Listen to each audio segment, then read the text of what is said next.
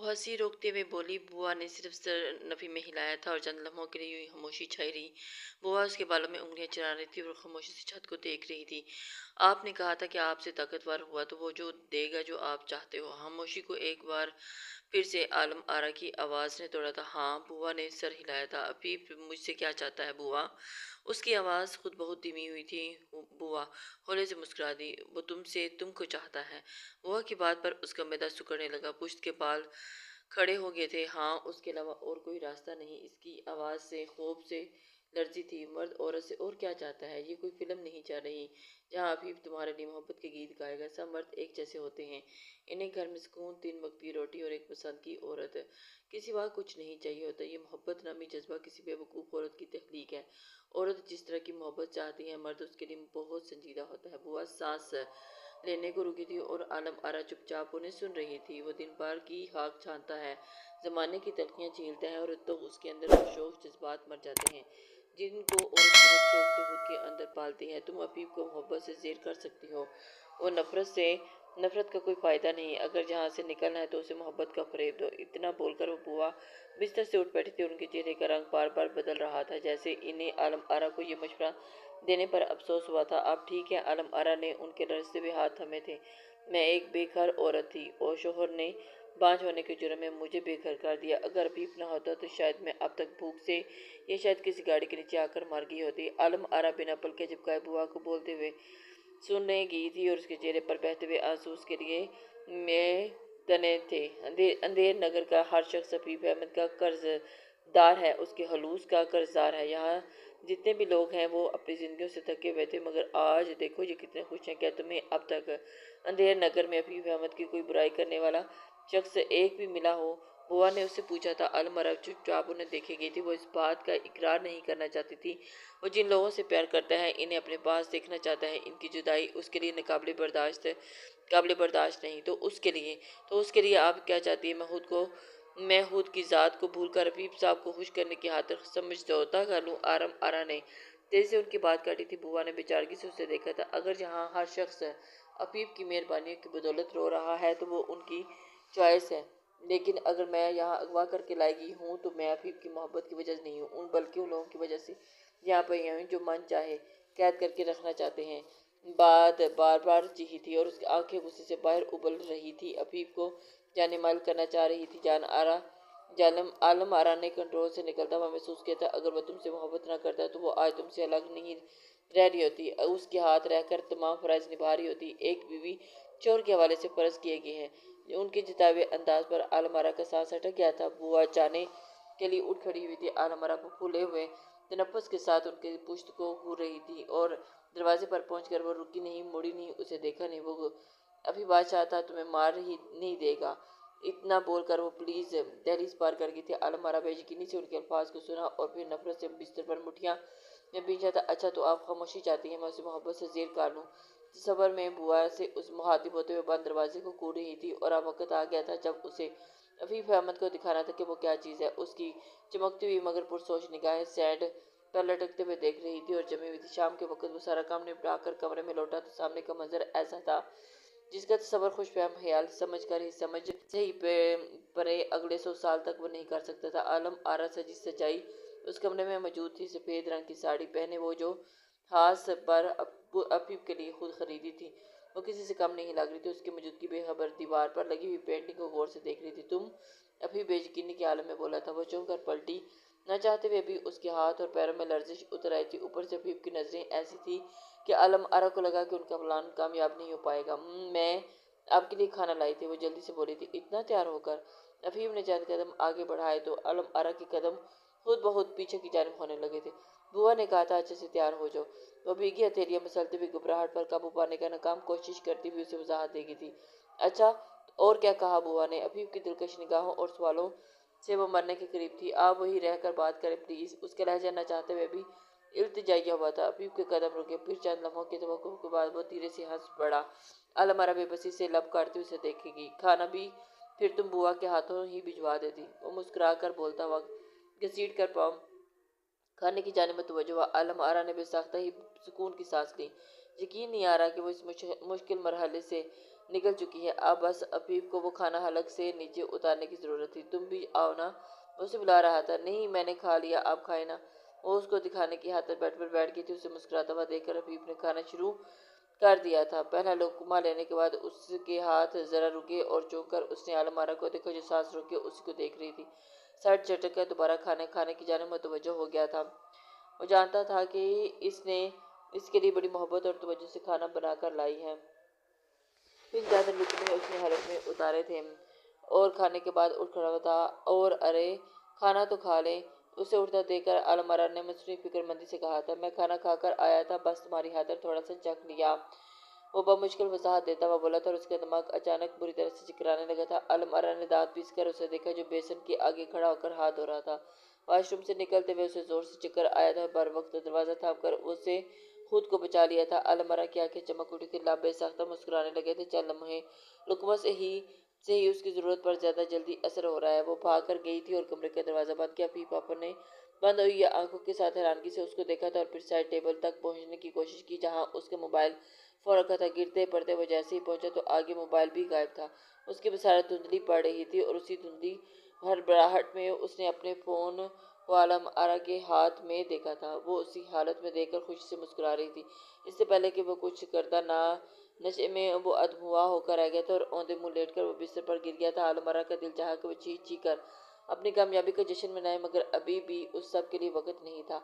सबसे पहले काम उसे यहाँ से भागने का रास्ता ढूंढना था। उसके लिए लब दानिया को दुआएं दे रहे थे कि जबकि दानिया आंखें वहां से एक एक चीज़ को स्कैन कर रही थी। वो आलम आरा थी, आलम आरा दुरानी, एक सॉफ्टवेयर इंजीनियर, अपनी कंपनी की टैलेंटेड और मोस्ट डिमांडिंग एम्प्लॉय। सारी जिंदगी एक शख्स के खौफ में वो यहाँ कैद रहकर नहीं जी सकती थी। भला हुआ दानिया का जिसकी वजह से ये दिन देख रही हूँ।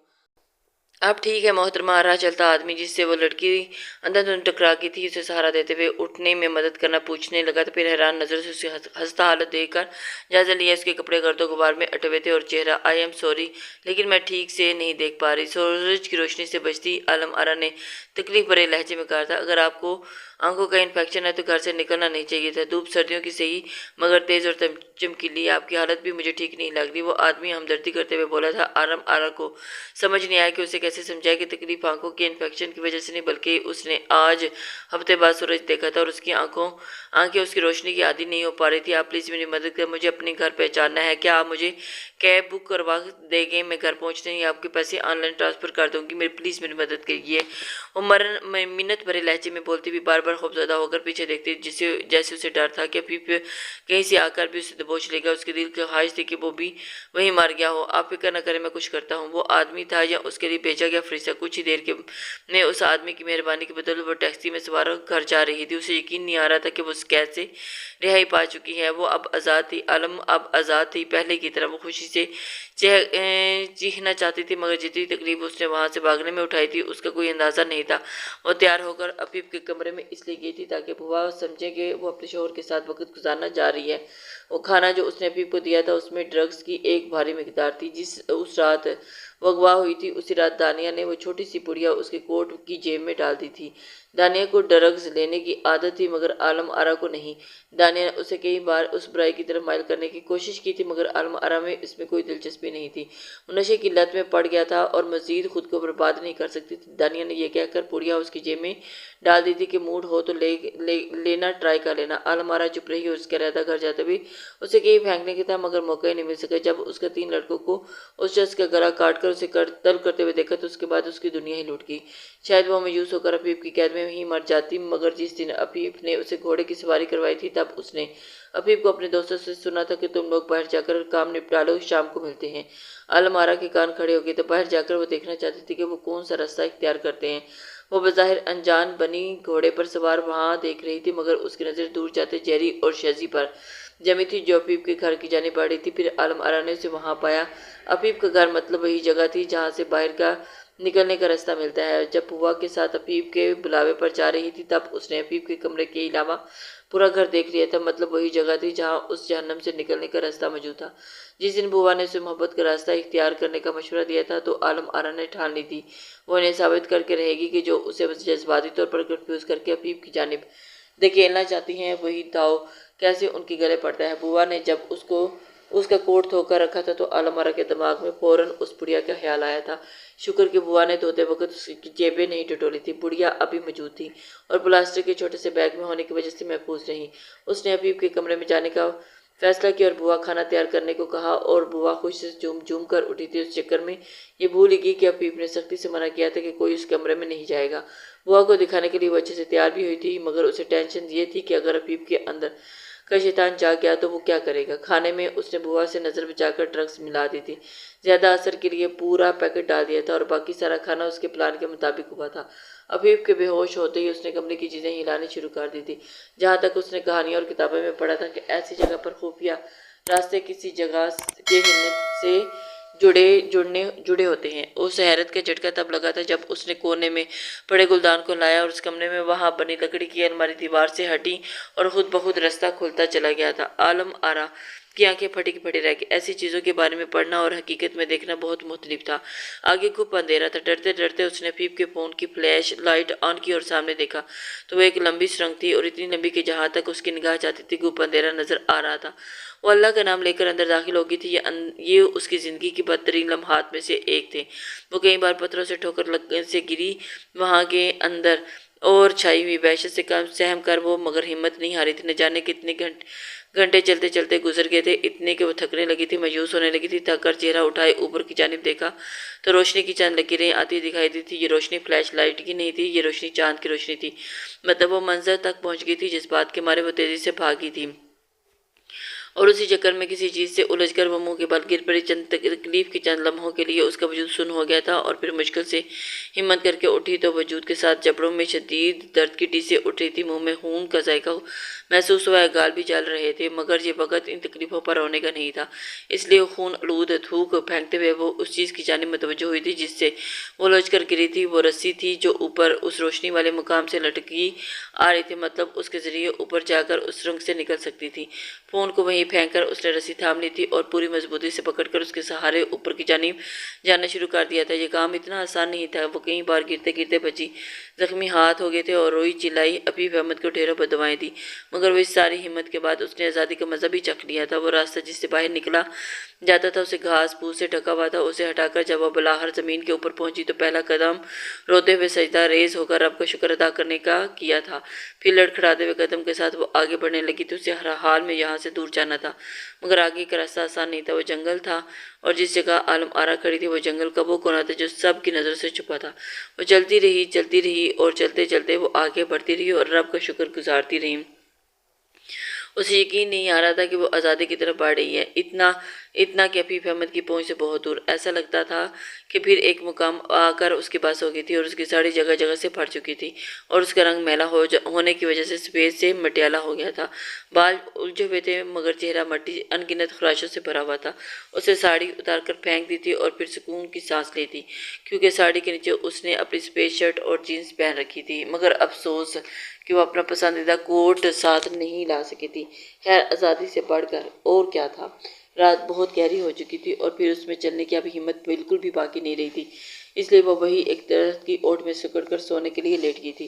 لیٹتے ہی اس کب نیند کا غلبہ طاری ہوا تھا اسے پتہ نہیں چلا۔ پھر جب وہ آنکھ کھلی تو سورج سوا نصیب پر تھا۔ وہ جھٹ سے اٹھ کر بیٹھی تھی اور خوف سے ادھر ادھر دیکھا تو شکر ادا کیا کہ کوئی نہیں تھا یہاں۔ کوئی سے مراد حبیب احمد تھا۔ سورج کی روشنی اس کی آنکھوں میں گویا مرچیں بار رہی تھی۔ آنکھوں کی ڈال بنائے اسے چہرہ اٹھا کر سامنے دیکھا تو دور سڑک نظر آ رہی تھی۔ ساری کمزوری اور تکلیفیں دور جا سوئی۔ وہ خاموشی سے اس طرف دوڑی تھی۔ یہ اسلام آباد کے جنگل تھے، اس لیے ٹھوکریں تو عالم آرا کو لگنی ہی تھی، مگر اس کے بعد اٹھنے کا سلیقہ بھی اسے آ ہی گیا تھا۔ جوں ہی وہ سڑک پر پہنچی تو ایک مہربان آدمی اس سے ٹکراؤ ہوا، جس کی بدولت اب وہ ٹیکسی میں بیٹھے اپنے گھر کی جانب رواں دواں تھی۔ دل جس قدر خوبصورت اور خوشی سے بھرے خیالات سے بھرا تھا، عالم آرا کو ان الفاظ میں بیان ہی نہیں کر سکتی تھی۔ ایک تھکی ہوئی سانس برآمد کرتے ہوئے اسے ڈور بیل پر ہاتھ رکھا اور دروازہ کھلنے کی انتظار کرنے لگی اور اس کی آنکھیں سجی ہوئی اور سرخ تھی، چہرہ بھی بے رونق لگ رہا تھا، جیسے نہ جانے کتنے دنوں سے وہ مسلسل کسی غم کو سینے سے لگائے رو رہی تھی۔ آج اس نے دل سے دعا کی تھی کہ جب وہ گھر کے اندر داخل ہو تو اس کی جان سے پیاری سہیلی دوڑتی ہوئی اس کی نظروں کے سامنے آ جائے اور اسے گلے سے لگا لے۔ اور دانیہ تھی، دانیہ مصطفیٰ، جو اس وقت اپنے دوست کے گھر والوں کو دلاسا دینے کی خاطر اس کے گھر کے سامنے کھڑی تھی۔ نہ جانے کتنے چکر اس نے اس ہفتے المارا کے گھر کے لگائے تھے، کتنا روئی تھی اس کے لیے، اس سے مل کر بتانا چاہتی تھی کہ وہ اپنی آرا کے بغیر کتنی تنہا ہو گئی تھی۔ گالوں پر بہتے ہوئے آنسوں کو پونچھ کر اس نے دوبارہ ڈور پہ ہاتھ رہا۔ اسی اثنا میں گلی کے اندر ایک ٹیکسی داخل ہوئی۔ یوں ہی چڑھ موڑ کر دیکھتے ہوئے سرسری نگاہ ڈالی تو پل بھر میں ہی اس کی آنکھیں پھٹنے کو آ گئی۔ عالم آرا کو ٹیکسی سے نکلتے دیکھ کر وہ پاگلوں کی طرح اس کا نام پکارتی اس کی جانب دوڑی تھی۔ آرا، آرا میری جان، دانی۔ وہ دونوں ایک دوسرے کا نام پکارتے ہوئے یوں گلے جا ملی تھی کہ جیسے انہیں جدا ہوئے صدیاں بیت گئی ہوں۔ وہ ہفتہ واقعی صدی سے کم نہیں تھا۔ پاگل، تو پاگل ہے، کہاں چلی گئی تھی؟ مجھے چھوڑ کر میں تیری جان لے لوں گی، کمینی عورت۔ دانیہ جس منہ سے اسے گالیاں دے رہی تھی اسی منہ سے اس کا ماتھا بھی چوم رہی تھی اور اسے بار بار خود میں پینچ رہی تھی، جبکہ عالم آرا کا سارا فوکس صرف زور زور سے رونے پر تھا۔ وہ اپنے پیاروں میں سے ایک کا لفظ محسوس کر رہی تھی۔ یہ احساس بہت فرزد بخش تھا۔ تو ٹھیک ہے نا، مجھے بتا یہ حال کیا بنا رکھا ہے تم نے، جو چوٹیں کیسے لگی تجھے؟ اسے خود سے ہلا کر کے اس کا چہرہ ہاتھوں کے پیالے میں تھامتے ہوئے دانیہ بے تابی سے پوچھ رہی تھی۔ عالم آرا کے اندر کچھ بولنے کی ہمت باقی نہیں تھی۔ اس کی آنکھوں کے آگے بار بار اندھیرا چھا رہا تھا اور اسی دوران گیٹ کھل گیا تھا اور دروازے پر اعظم نمودار ہوا اور اس کی حالت بھی بہن کو دیکھ کر دانیہ جیسی ہوئی تھی۔ عالم آرا بمشکل چہرہ اٹھا کر دروازے پر کھڑے شخص کو دیکھنا چاہا جو اب دوڑتا ہوا اس کی جانب آ رہا تھا، مگر منظر دھندلا گیا اور کٹے ہوئے شتیر کی مانند وہ دانیہ کے بازو میں جھول گئی تھی۔ اس کا خوشی سے اس قدر برا حال تھا۔ تمہیں کیا لگتا تھا کہ مجھے دھوکہ دے کر تم بچ جاؤ گی؟ میری نرمی اور محبت کا ناجائز فائدہ اٹھایا تم نے جانے من۔ اب دیکھو میں کیسی بے رحمی سے تمہاری سانسیں چھینتا ہوں۔ وہ ایک تاریک کمرے میں بند تھی، جسم پر وہی سرخ رنگ کا لباس تھا اور گھٹنوں میں چہرہ چھپائے وہ اپنی موت کا انتظار کر رہی تھی، کیونکہ ایک بار پھر حبیب کی قید میں آنے کا مطلب عالم آرا کے لیے موت ہی تھا، بدترین موت۔ اپنی پشت پر آتی آواز سن کر اس کے رونگٹے کھڑے ہو گئے تھے اور اندھیرے میں آنکھیں پھاڑ کر اس وجود کو دیکھنے کی کوشش کی تو چمکتی سبز آنکھیں دیکھتے ہی اس کا کلیجہ منہ کو آیا تھا۔ ابھی بادشاہ وہ اپنی آنکھوں میں عالم آرا کے لیے دہشت اور نفرت بھرے ابھی بادشاہ کو دیکھ رہا تھا۔ لگ رہا تھا کہ ابھی احمد نہیں، Hey پلیز مجھے there, جانے دے۔ وہ بے بسی سے رو subscribe پڑی to my تھی۔ channel and also جانے press دو، this ایک بار تو bell دھوکہ icon. دے کر جا چکی ہو اور پھر جانا چاہتی ہو میرا دل توڑ کر، وہ اس کی جانب چلا کر بولا تھا تو اس کی جلتی ہوئی انگلیاں اس کے چہرے پر آئی اور دیکھتے ہوئے کوئلوں کی مانند محسوس ہو رہی تھی۔ وہ اسے دیکھ رہا تھا اور اس کی حالت کو وہ دیکھ کر محسوس بھی کر رہا تھا، لیکن وہ اسے چھوڑنے کے لیے پلیز، وہ سسکی تھی، اور اس کی سسکیاں اس کی جان پر آئی تھی۔ نہیں میری جان، اب تو وقت آ گیا کہ تم سے سارے حساب کلیئر کر لوں، وہ اس کی جانب دیکھ کر بولا تھا۔ اتنا بول کر وہ اس کی جانب شیطانیت سے بھرے قدم بڑھا چکا تھا۔ عالم آرا کے حلق سے دل سوز چیخیں برآمد ہوئی تھی اور اس کے ساتھ ہی وہ چیخ مار کر بستر سے اٹھ بیٹھی تھی۔ اس قدر ٹھنڈ کے باوجود سارے جسم پسینے سے شربور تھا، بال چہرے پر چپکے ہوئے تھے اور پورا وجود بری طرح سے لرز رہی تھی اور اس کے ارد گرد کھڑے گھر والے چونک کر سیدھے ہو گئے تھے۔ رانی، وہ صدیق درانی کی آواز تھی۔ عالم آرا کو یاد آیا کہ اس نام سے تو اسے اس کے ابا ہی پکارا کرتے تھے۔ چہرہ اٹھائے تڑپ کر اس نے دیکھا تو وہ اپنے کمرے میں اپنے بستر پر تھی اور اس کے پاس ہی بیٹھے تھے اور وہاں روشنی تھی اور حبیب احمد کے بجائے وہاں اس کی پوری فیملی موجود تھی۔ ابا، وہ تڑپ کر روتی ہوئی باپ کی جانب کھسکی تھی، مگر ہاتھ میں ڈرپ ہونے کی وجہ سے زیادہ دور نہیں جا سکی تھی۔ انہوں نے خود کے آگے تڑپ کر اسے دیکھ سینے سے لگایا تھا۔ اس کی جانب، ابا آپ کدھر چلے گئے تھے؟ مجھے ڈھونڈا کیوں نہیں آپ نے؟ آپ کو کتنا یاد کیا، کتنا روئی، آپ ایسا کیسے کر سکتے ہیں میرے ساتھ؟ وہ باپ کے کندھے سے لگی زور زور سے روتی ان سے شکایت کر رہی تھی، جبکہ وہ بنا آواز کے روتے اسے دلاسا دے رہے تھے۔ اعظم بستر کے پاس کھڑا چپ چاپ انہیں دیکھ رہا تھا۔ سحر روتی بلکتی ماں کو سہارا دیے کھڑی تھی، جبکہ دانیہ دوست کی حالت پر بمشکل آنسو روک رہی تھی۔ چپ میرا بچہ، بس چپ۔ فی الحال اس حالت کے پیش نظر بس اتنا ہی کہہ سکتے ہیں کہ نہیں ابا، میں نے یہ 7 دن ڈر کے مارے چپ رہ کر ہی گزارے ہیں۔ میں نے کبھی اپنی زندگی میں اتنا مشکل وقت نہیں گزارا۔ ایسے لگتا تھا کہ جیسے میرے گناہ مل کر مجھ پر غالب آ رہے ہیں اور میں اس بوجھ تلے مرنے والی ہوں۔ ابا، میں نے بہت غلطیاں کی ہیں اور اب ان کی سزا بھگت رہی ہوں۔ وہ جذبات میں آ کر ساری باتوں کا اعتراف کر رہی تھی اور دانیہ بے چینی سے اسے دیکھا، جبکہ اعظم کی آنکھوں میں مزید غصہ بھر آیا تھا۔ صدیق اسے خود سے ہلا کر کے نظر چرانے لگا۔ انیسہ بیگم فوراً لپک کر بیٹی کے پاس آئیں اور اسے خود سے بھیج دیا۔ اب وہ باری باری سب سے ملتی کسی چھوٹے بچے کی طرح ان کو وہ اپنا حال بتا رہی تھی۔ وہ رو رہی تھی، نہ جانے کس چیز کی معافیاں مانگ رہی تھی۔ آخر میں بھائی کو دیکھا، وہ چند قدم پیچھے ہٹ گیا تھا۔ عالم آرا کے چہرے پر تاریک سا سایہ لہرایا اور وہ وقت آ گیا تھا، ہاں وہ وقت آ گیا تھا جب اسے ایک ٹپیکل مشرقی لڑکی کی طرح اس جرم کی سزا میں اپنے گھر والوں کی نفرت جھیلنی تھی۔ تو جرم اس نے کیا تھا نہیں تھا، کیا ہی نہیں تھا۔ ابا اس کی بکواس کہانیاں سننے کے بجائے پوچھیں اس سے کہ اتنے دن کس کے ساتھ منہ کالا کر کے آئی ہیں۔ دیکھا نا، بول دیا تھا نا اس نے، وہی جس کا عالم آرا کو ڈر تھا، وہ بھی مجرم بنا دی گئی تھی۔ اور اس کے بھائی نے تو اس کے جسم پر لگے زخموں پر سوال اٹھایا تھا کہ دینے والا کون ہے، اور اس کے بہتے ہوئے آنسوں پر کہ اس کے بہنے کی وجہ کیا تھی۔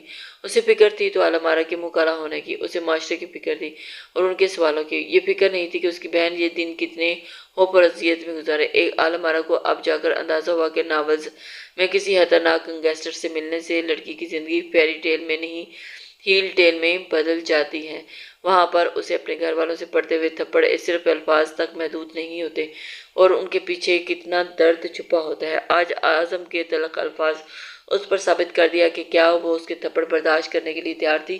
کب تک ایسے پڑی رہو گی میری جان، اٹھو، ہمت کرو، تمہیں دنیا کو فیس کرنا ہے۔ اس کے باپ نے اسے ہمت دی تھی۔ سحر نے جھک کر اس کا ماتھا چوما تھا تو عالم آرا مزید اس کی گود میں چہرہ چھپانے لگی تھی۔ سحر کو فیس کرنے کی بات، دنیا کو فیس کرنے والی بات اسے خوفزدہ کر دیا تھا تو وہ اپنے چھوٹے بھائی کو فیس نہیں کر پا رہی تھی جو اٹھتے بیٹھتے اس پر زہر سے بجھے سوال اٹھاتا اور اسے پرانے گناہوں کو سامنے لاتا جس سے عالم آرا اندھیر نگر سے پہلے ہی توبہ کر چکی تھی، جبکہ صدیق صاحب تو ایسے خاموش تھے کہ جیسے بولنا ہی بھول گئے ہوں۔ یہ اس کی بہن اور اماں تھی جو اس سے مشکل وقت میں اس کی ڈھال بنی تھی۔ سحر، عالم آرا نے آنسوں میں دبی آواز میں اسے پکارا تھا۔ ہاں سحر، پیار سے بولی، اس کے بالوں میں انگلیاں پھیر رہی تھی۔ میں مانتی ہوں کہ میں نادانی میں گناہ کیے ہیں، پر میں بد کردار نہیں ہوں سحر۔ وہ اتنے درد بھرے لہجے میں بولی تھی کہ اسے سن کر سحر کا دل بھی کسی نے مٹھی میں لے لیا تھا۔ میں جانتی ہوں ہم سب گناہ کرتے ہیں اور دنیا میں کوئی بھی پرفیکٹ نہیں ہوتا، وہ لوگ بھی نہیں جو تمہیں اس وقت جج کر رہے ہیں۔ کیا پتہ ہے تم اللہ کو ان سے زیادہ پیاری ہو، تو پھر یہ لوگ کیوں میری کردار کشی کر رہے ہیں؟ میں لاکھ بار بتا رہی ہوں کہ میں اغوا ہوئی تھی، اور پھر یہ کیوں بولتے ہیں کہ میں گھر سے بھاگی تھی اور جس کے ساتھ بھاگی تھی اس کا دل مجھ سے بھر گیا تو مجھے چھوڑ کر بھاگ گیا۔ یہ کیوں ایسی باتیں کر رہے ہیں؟ وہ سحر اسے دلاسا دے رہی تھی۔ کیوں یار سحر، میرے یہ سب برداشت نہیں ہو رہا۔ وہ ایک بار پھر سے رونے لگی تھی۔ یہ تم پر آئی آزمائش ہے اور تمہاری ثابت قدمی ظاہر کرے گی کہ تمہارا ایمان اس وقت کس درجے پر ہے۔ خود کو سنبھالو عالم آرا، یہ وقت صرف تمہارے لیے نہیں ہم سب کے لیے مشکل ہے۔ یہ ملامت برے لہجے میں اسے سمجھا رہی تھی۔ عالم آرا بہتے ہوئے آنسوں کے ساتھ بہن کا چہرہ دیکھنے لگی تھی۔ پر تم نے کہا کہ میں اللہ کو بہت پیاری ہوں، وہ سوال کرتی سحر کے مقابل اٹھ بیٹھی تھی۔ زرد چہرہ، سوجن سے بھری آنکھوں اور پٹری زدہ لبوں کے ساتھ ہی وہ صدیوں کی بیمار لگ رہی تھی۔ ہاں تو سحر نے مسکرا کر اس کا چہرہ صاف کیا تھا۔ تو پھر میں ہی کیوں؟ مجھ پر اتنی بڑی آزمائش کیوں یار؟ کیونکہ ہو سکتا ہے کہ اللہ پاک تمہیں گناہوں کی اس گہری دلدل سے نکالنا چاہتے ہو جس میں تم بری طرح سے پھنسی ہوئی تھی۔ اتنے سالوں کی غفلت سے شاید تمہارا دل مردہ ہو گیا تھا، پر دیکھو اب اللہ تم پر کتنا مہربان ہو۔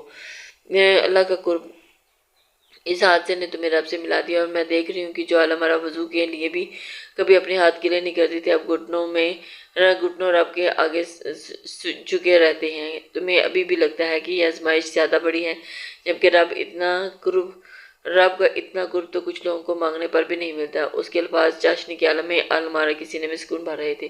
وہ رونا بھول کر چپ چاپ سحر کو بولتے سن رہی تھی۔ ٹھیک ہے، تم سے غلطیاں ہوئی ہیں، مگر تم پھر بھی ایک اچھی بیٹی ہو۔ تم نے بہت کم عمر میں بابا کا ساتھ دیا جب ہمارے مالی حالات اچھے نہیں تھے۔ تم نے بابا کو وہ بے فکری بھری رات کی نیند تحفے میں دی تھی جو پریشانیوں کی وجہ سے نہیں لے پاتے تھے۔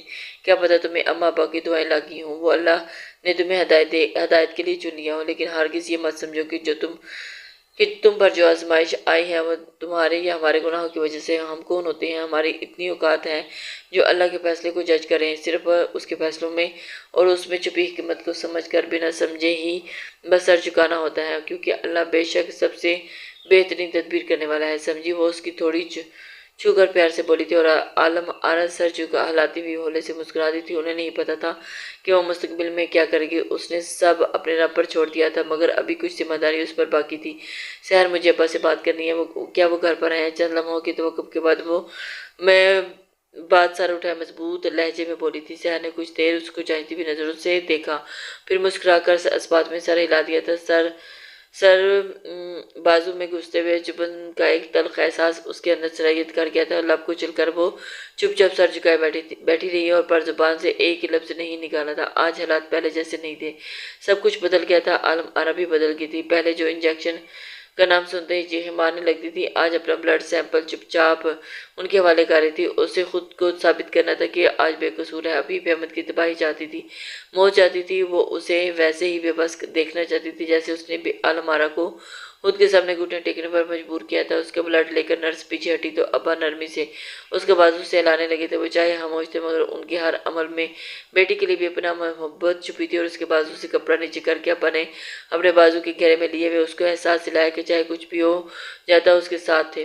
اعظم تو باپ کی آوارہ لڑکی کے لیے محبت سے پر تپ کر رہ گیا تھا، جس کو کل تک آپی کے کہتے کہتے اس کی زبان نہیں تھکتی تھی، جبکہ سحر اور انیس بیگم اس کے سکھ سانس خارج کر چکی۔ تعاون کے لیے بہت شکریہ مس عالم آرا، اب